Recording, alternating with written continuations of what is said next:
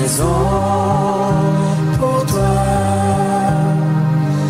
un autel pour prier ton nom. Se laisser choquer maintenant afin de ne pas être choqué, meurtri éternellement. La mort éternelle. La mort étant l'absence de tout contrôle sur soi, elle consiste à subir un environnement imposé sans pouvoir s'y opposer en quoi que ce soit. Il existe donc plusieurs formes de mort qui sont caractérisées par l'endroit dans lequel l'âme se trouve placée.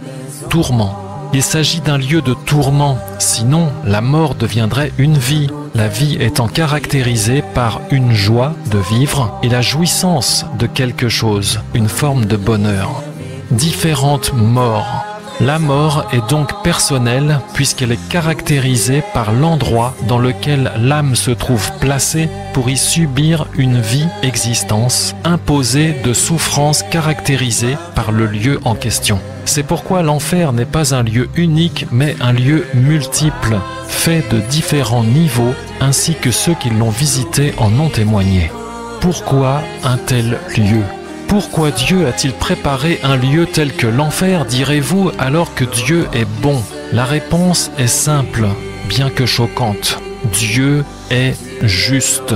Et à cause de cela, il rend à chacun, selon la soumission ou l'insoumission à la bonté de Dieu, qu'il aura vécu au cours de sa vie, car Dieu est un juge et qu'il ne pratique pas l'impunité. Que faire de ce message ? La réponse est déjà écrite. Si vous ne voulez pas subir des brûlures d'estomac ou des maux de tête éternels, repentez-vous, disait Jean-Baptiste, afin de recevoir, et non rejeter, refuser, la grâce de Dieu lorsqu'elle va vous visiter. Soyez sincères avec Dieu, ne calculez pas votre intérêt personnel, c'est un fonctionnement du monde que Dieu condamne, mais soyez comme un enfant, car Dieu est un père. Les grands de ce monde ne bénéficieront d'aucun traitement de faveur au jour du jugement, dit Dieu. Mais chacun sera jugé avec justice selon la vérité de ses œuvres pour ce qui concerne l'enfer. N'espérez donc pas faire partie des grands de ce monde, mais espérez plutôt la grâce de Dieu qui s'obtient par l'humilité du cœur. Espérez le réveil de Dieu, le salut. Éphésiens 5, verset 14, « Réveille-toi, toi qui dors, et relève-toi d'entre les morts, et le Machia t'éclairera. » Il s'agit d'un appel. Prenez donc garde de vous conduire soigneusement, non comme des insensés, mais comme des sages, rachetant le temps, car les jours sont mauvais. Comprenez, ne cherchez pas à devenir sage, vous grandir par vous-même et à vos propres yeux, mais acceptez de renoncer, mourir à vous-même dans cette vie afin d'être réveillé par le Seigneur dans cette vie et arraché, sauvé de la mort éternelle qui est destinée à ce monde. Répondre à l'œuvre de Dieu afin d'éviter la mort, destruction éternelle. Malachie 1, verset 2, « Je vous ai aimé, dit Yahweh. Et vous dites, en quoi nous as-tu aimés ? Si vous dites, nous sommes détruits, mais nous rebâtirons les lieux ruinés. Ainsi parle Yahweh Sabaoth. Ils rebâtiront, mais je détruirai. Et on les appellera pays de méchanceté, et le peuple contre lequel Yahweh est irrité pour toujours. Comprenez, ceux qui prétendent pouvoir être une cause pour leur propre salut seront détruits, Dieu n'est pas une créature, mais Dieu le Créateur est la source de tout.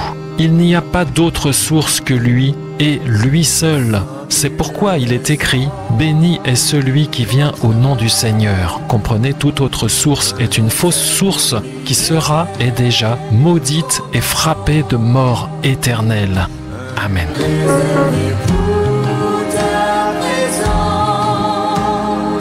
Se laisser choquer maintenant afin de ne pas être choqué, meurtri éternellement. La mort éternelle. La mort éternelle. La mort consiste à subir un environnement imposé sans pouvoir s'y opposer en quoi que ce soit. Il s'agit d'un lieu de tourment. repentez-vous, afin de recevoir et non rejeter, refuser la grâce de Dieu lorsqu'elle va vous visiter, Chacun sera jugé avec justice selon la vérité de ses œuvres pour ce qui concerne l'enfer.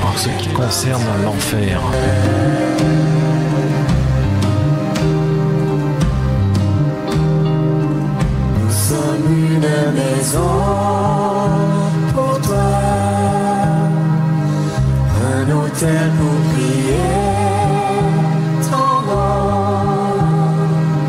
un lieu réservé pour ta présence, où tu aimes rester, t'arrêter, demeurer et briller par ta lumière. Tu es l'oasis au milieu du désert, l'eau vive qui coule dans les sources amères, le soleil qui brille au milieu de la nuit, l'aurore qui se lève sur nos vies. Ce temple est pour ton Saint-Esprit, une habitation pour ta gloire, un endroit où tu viens habiter, maison d'adoration, de louange, de prière, consacrée à ton amour. Tu es l'oasis au milieu du désert, l'eau vive qui coule dans les sources amères, le soleil qui brille au milieu de la nuit, l'aurore qui se lève sur nos vies. Nous sommes une maison pour toi. Ne cherchez pas à devenir sage, vous grandir par vous-même et à vos propres yeux, mais acceptez de renoncer, mourir à vous-même dans cette vie afin d'être réveillé par le Seigneur dans cette vie et arraché, sauvé de la mort éternelle, Soyez comme un enfant, car Dieu est un Père. Ce temple est pour ton Saint-Esprit, une habitation pour ta gloire, un endroit où tu viens habiter,